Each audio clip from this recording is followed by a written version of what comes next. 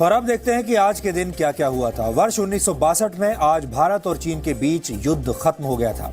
20 अक्टूबर 1962 को चीन की सेनाओं ने जम्मू कश्मीर में चुशूल और अरुणाचल प्रदेश में तवांग की सीमा पार कर ली थी और इसी वजह से युद्ध छिड़ा था। इस युद्ध में भारत की तरफ से 10 से 12 हजार सैनिक मैदान में थे, जबकि चीन की तरफ से 80,000 सैनिक लड़ रहे थे। चीन ने 20 नवंबर 1962 को युद्ध विराम और विवादित क्षेत्र से अपनी वापसी की घोषणा की थी और इसके बाद अगले ही दिन यह युद्ध समाप्त हो गया था। इस युद्ध में आधिकारिक तौर पर 1383 भारतीय और 722 चीनी सैनिकों की मौत हुई थी। इस युद्ध में मिली हार की टीस भारत को आज भी महसूस होती है। भारत के महान वैज्ञानिक सर सीवी रमन का निधन आज ही के दिन वर्ष 1970 में हुआ था। सर सीवी रमन ने लाइट स्कैटरिंग के प्रभाव पर महत्वपूर्ण शोध किया था। फिजिक्स में इस इफेक्ट को उन्हीं के नाम पर रमन स्कैटरिंग और रमन इफेक्ट कहा जाता है।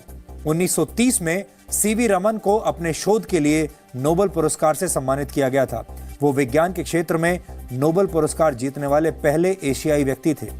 सीवी रमन ने ऑप्टिक्स और अकूस्टिक्स पर कई किताबें लिखी।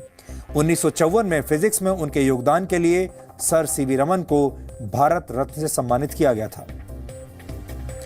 वर्ष 1783 में आज दुनिया के पहले हॉट एयर बलून यानी गर्म हवा के गुब्बारे में 2 लोगों ने उड़ान भरी थी। ये करिश्मा फ्रांस के पेरिस शहर में हुआ था और आपको इस घटना का ऐतिहासिक संदर्भ बताना भी आज जरूरी है। सितंबर 1783 में मॉन्ट गॉल्फियर ब्रदर्स ने पहला हॉट एयर बलून दुनिया के सामने रखा था। शुरुआत में मॉन्ट गॉल्फियर ब्रदर्स ने हॉट एयर बलून्स पर उड़ान को लेकर कई प्रयोग किए।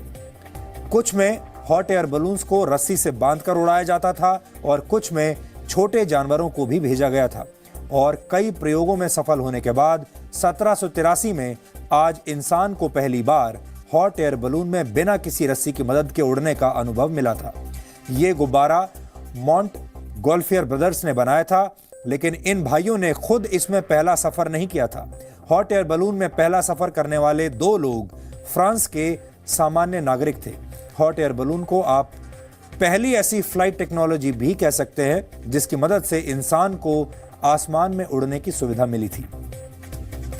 1877 में आज अमेरिकी वैज्ञानिक थॉमस एल्वा एडिसन ने दुनिया के सामने पहला फोनोग्राफ पेश किया था। ये एक ऐसा यंत्र था जिसमें आवाज को रिकॉर्ड किया जाता था और बाद में उसे सुना भी जा सकता था। फोनोग्राफ ही आगे चलकर ग्रामोफोन के नाम से मशहूर हुआ।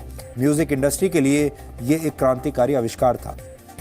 फ्रांस के मशहूर कवि, नाटककार, इतिहासकार और मशहूर दार्शनिक वोल्टेयर का जन्म आज ही के दिन वर्ष 1694 में हुआ था।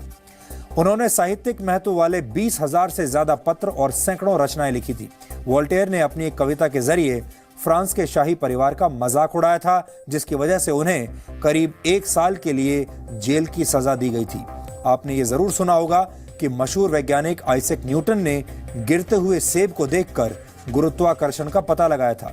न्यूटन से जुड़ी इस कहानी को लोकप्रिय बनाने में भी वोल्टेयर की बहुत खास भूमिका रही थी।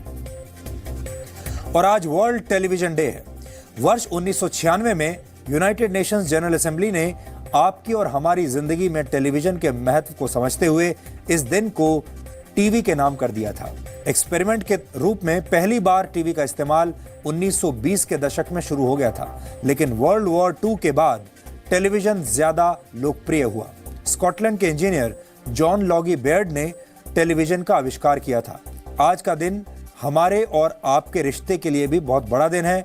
आपको बता दें कि जी टीवी भारत का पहला प्राइवेट टीवी चैनल है और जी न्यूज भारत का पहला प्राइवेट न्यूज चैनल है और इन दोनों को ही आपके घरों तक पहुंचाने का श्रेय जाता है डॉक्टर सुभाष चंद्रा को, जो जी टीवी के प्रमोटर हैं। और जी की वजह से ही आज हम और आप हर रोज मिल पाते हैं।